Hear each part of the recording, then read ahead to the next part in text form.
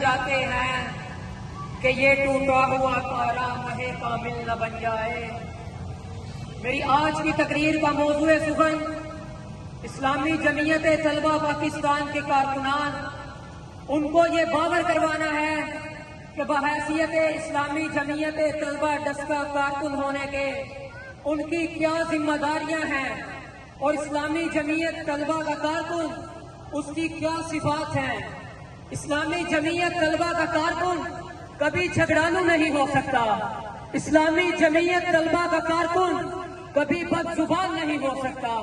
اسلامی جمعیت طلبہ کا کارکن وہ بد تہذیب اور بد لحاظ نہیں ہو سکتا۔ اسلامی جمعیت طلبہ کا کارکن سب کچھ تو ہو سکتا ہے، لیکن تمیز کے دائرہ کے اندر رہتے ہوئے۔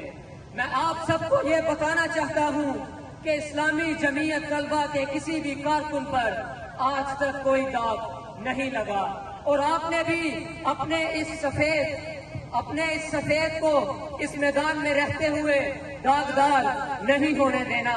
میں آخر میں آپ سب کو یہ کہتا ہوں کہ اسلامی جمعیت طلبہ کا کارکن ہونے کی حیثیت سے اپنے فرائض کو بخوبی انجام دے، اور علامہ اقبال کے اس شعر سے اپنی تقریر کا اختتام کرتا ہوں کہ غلامی میں ناکام آتی ہیں شمشیریں نہ تدبیریں، غلامی میں ناکام آتی ہیں شمشیریں نہ تدبیریں، جو ہو ذوقِ یقین پیدا تو کٹ جاتی ہیں زنجیریں، جو ہو